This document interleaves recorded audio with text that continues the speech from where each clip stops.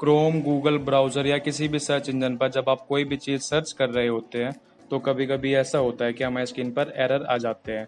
Error कहने का क्या मतलब है कि हमारी स्क्रीन पर आ जाता है 401 unauthorised, 404 not found, 502 bad gateway, 504 gateway time out और भी बहुत तरीके के एरर आपको देखने को मिल जाते हैं।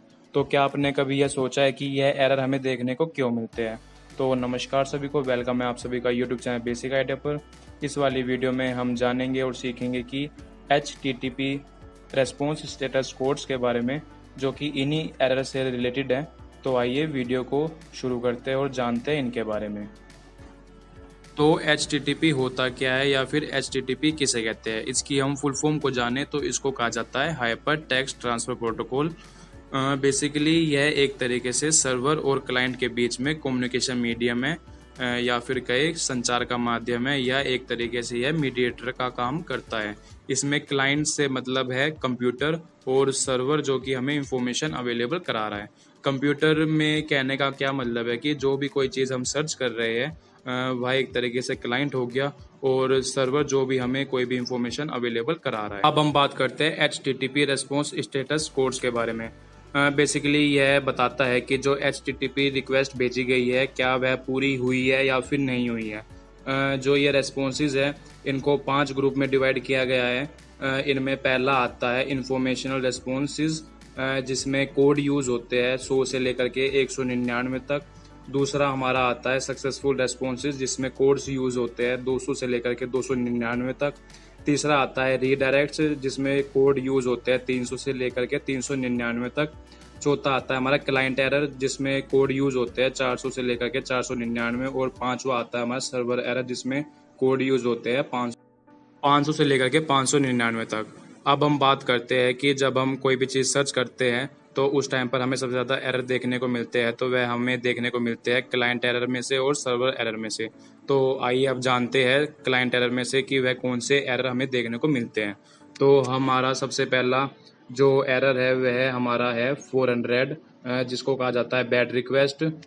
यह तब दिखाई देता है हमारी कंप्यूटर स्क्रीन पर जब हम कोई गलत URL को टाइप कर देते हैं। जैसे कि किसी वर्ड को कैपिटल लेटर में लिखा जाना चाहिए, उसको हम स्मॉल लेटर में लिख देते हैं। उसके बाद आता है हमारा 401 अनऑथोराइज्ड। यह एरर हमें तब देखने को मिलता है जब हम कोई गलत पासवर्ड एंटर कर देते हैं, तो यह एरर आती है।